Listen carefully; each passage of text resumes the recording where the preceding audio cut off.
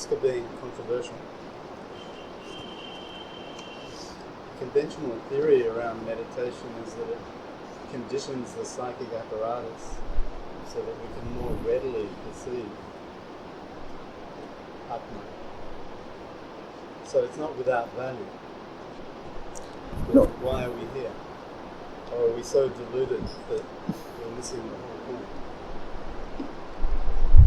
Yes. We are saying that falseness will be used to counter falseness. We are saying we have the sensibility and the intelligence to devise methods that will take us to the immense.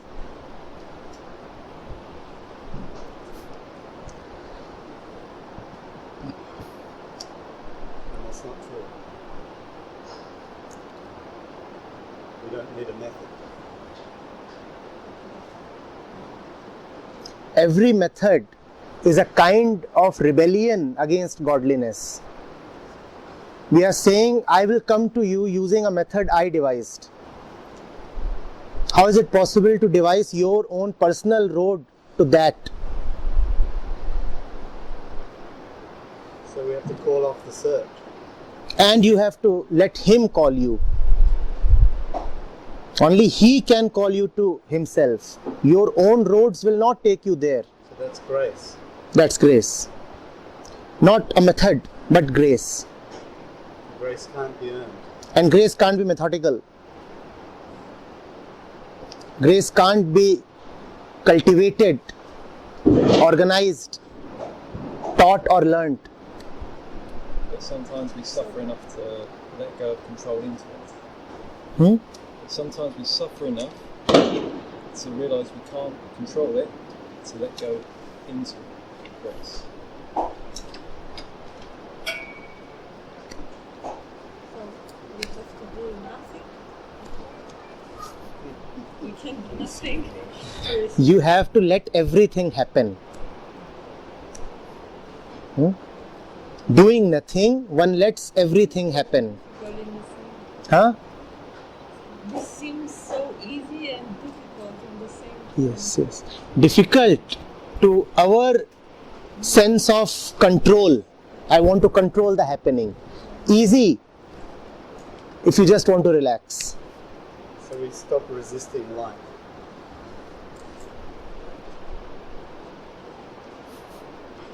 Acceptance. Total acceptance. No, not acceptance, just non-resistance. But what is the difference? Acceptance includes the right to reject.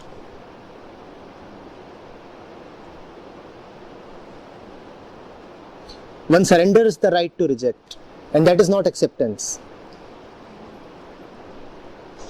Can you give us an example of acceptance? What does one accept? One accepts only that which one feels like accepting. If you call it as acceptance, it can never be unconditional. It implies a judgment. It's there. That you make the decision to accept. And you are saying, I am accepting. The difference is that in surrender, you are saying the I am is being surrendered. In acceptance, the I am accepts. In surrender, the I am itself is surrendered. It's an important distinction.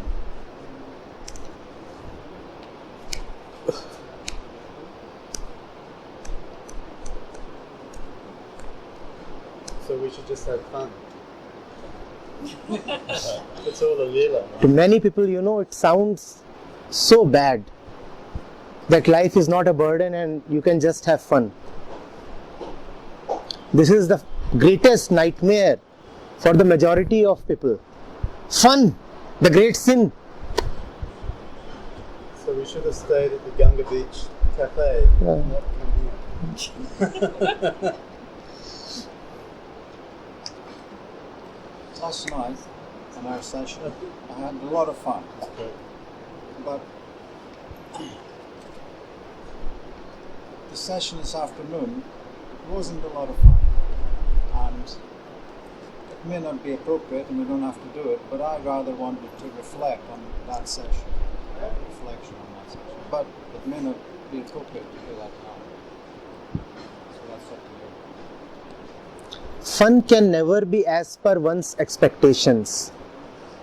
The fun that I am talking of is joy. Pleasure is as per one's expectations. Well, Last night, you had a particular experience. Now it is inevitable that the mind will want to repeat that experience. And if the experience next day is not similar to the previous nights, then it will not call it as pleasurable. but you mentioned in the session today that you too have expectations of how you would like the session to go or how it will. I don't mind when my expectations are denied. What is your expectation? What was your expectation? Lots of expectations, like everybody else. For example, I do not expect you to not to understand. I do not expect you to come late or leave early. Lots of expectations. But when they are denied or broken, it's all right. No attachment. Huh? Attachment isn't there. That's sad. Coming It happens with everybody. We are not here to have our expectations fulfilled. Everybody will get that slap on the back. So I too get that. Now what's so serious about it? Keep taking it. Coming back to, just causes joy, living in the moment, living in joy. I mean, people are kind of covered in samskaras, they've got all sorts of issues, problems, nastiness, whatever you want to call it. Part of meditation is to burn through that stuff so you can get into that state and be in a state to set grace. And that's really that's a lot of work to get to that point. So sort of coming at it from that sort of the very, very high level in which you're coming at, like you just jumped into that state, that's difficult for people, I just want to ask something. If that state is really, really what you wanted, then why do you opt to come out of it? If you really love Rishikesh, why do you go back? Why? These are issues. That's the thing with all organized trips, including the organized meditation trip every morning. You'll have to go back. Spirituality is about loving it so much that you can never leave it. You can give up your nationality, your property, your body, everything, and yet not give up on it. That is love. That's why organized methods are just a consolation. You can have that consolation if you are all right with it. There are some who are not all right with it. They want the real thing. So if you're not at that point, it just means you haven't suffered enough. You need to suffer more. Or be sensitive. Or use Viveka.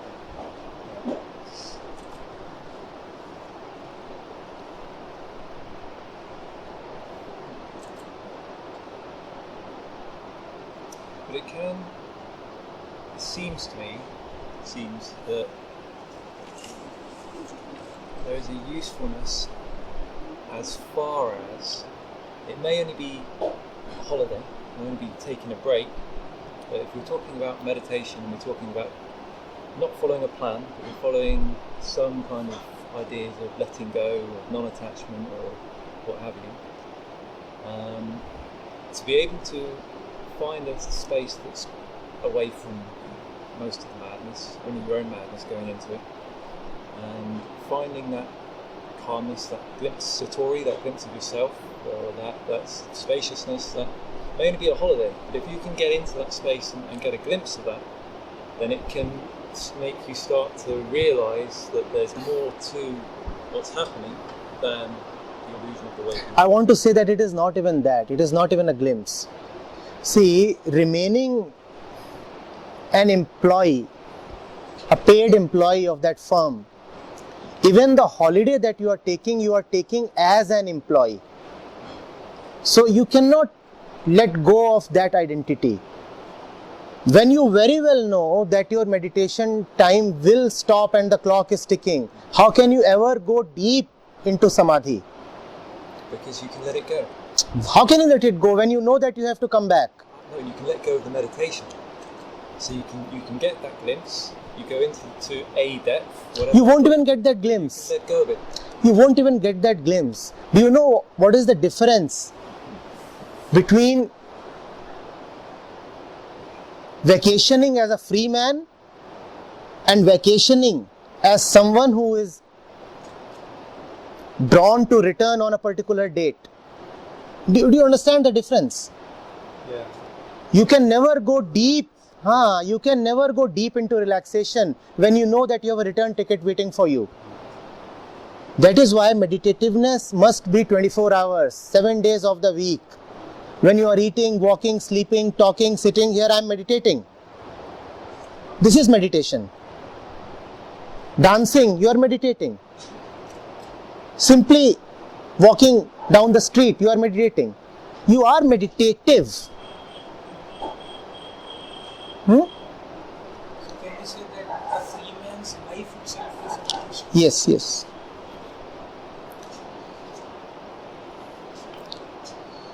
I agree 100%. I'm with you.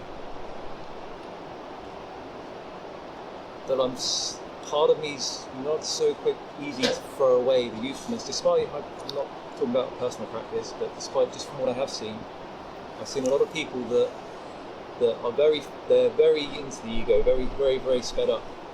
And sometimes to just go, okay, now switch it off isn't quite so easy for people at that stage.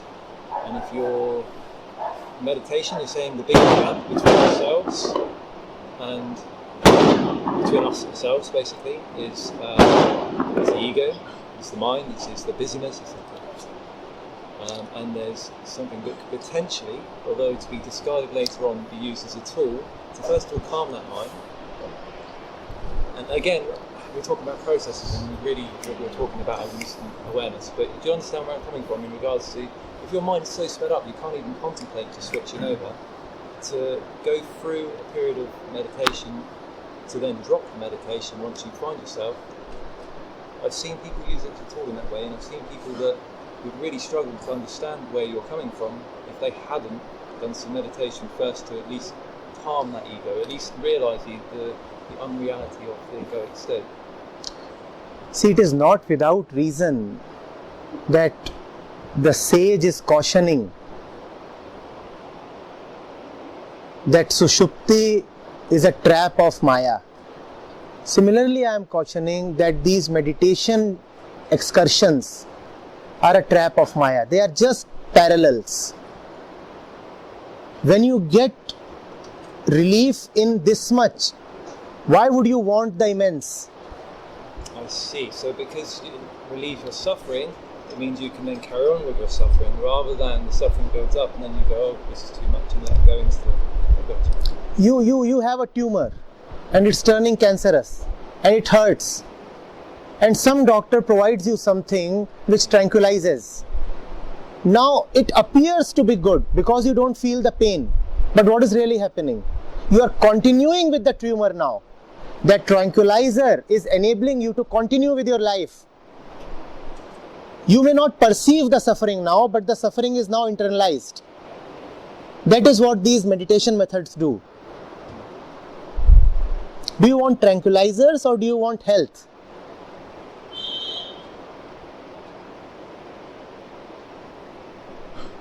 I feel I have to really defend meditation. Because you reach huge states of consciousness in meditation, at least. And when you go through those processes, you can only get there after you've done a lot of sit. And then I'm not denying or disputing that. All I'm saying is, please continue with it. Don't let it be confined to 30 minutes. I'm saying if you really like it as much as you are expressing, then why leave it in 30 minutes? Why not extend it to 24 hours? Now you have a problem. You must confront that problem. The problem is, if 24 hours you have that state, then your world will come to an end. So do you see that in experiencing that for 30 minutes, you are preserving your world? when people tell me that they experience this peace or that relief in meditation, I say great. Now if you really did experience that peace, why do you let it slip away? Hold on to it. Live your life as per that peace. It's easy to say. Yeah. It's difficult, you're right. I found myself that the longer I meditated, the more I get the carryover effect into the rest of the 24 hours. So something's happening. Yes, Something is happening. and won't you want that carryover effect to be as strong as the meditation itself? Yeah. So that is what is meant by meditating 24 hours. Why only be satisfied with the remains, the residues, the carryovers? Have the full blast continuously. The spiritual mind is really ambitious in that sense. It is not satisfied with dregs, with remains. We're conditioned to believe that we have to do something in order to achieve something. And hence our meditation is not deep enough. When you are still conditioned, where is the question of deep meditation?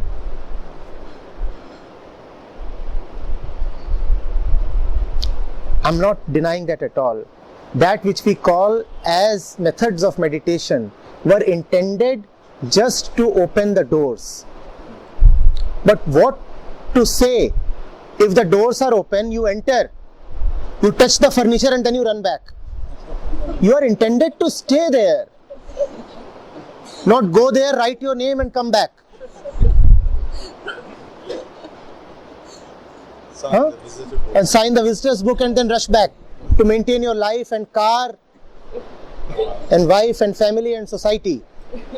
Stay there. Can you stay there and maintain, like, because kind of... If you stay there, you get a different wife. Why? The name's Shakti.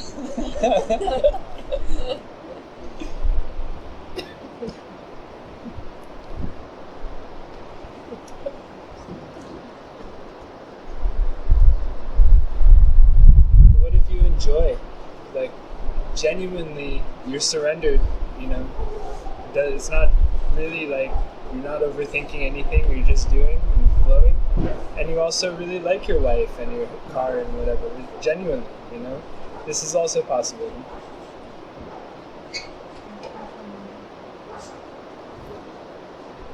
Maybe you have to give it up before you can truly have it. That's the point. At this point where we have now reached, one can only pray. This is the point where we see the helplessness of being human. You know, you can't proceed any further on your own. So you just have to stand still and drop your head. And that is prayer. Now your methods or your arguments or this session will not help anymore. Now only prayer can help. This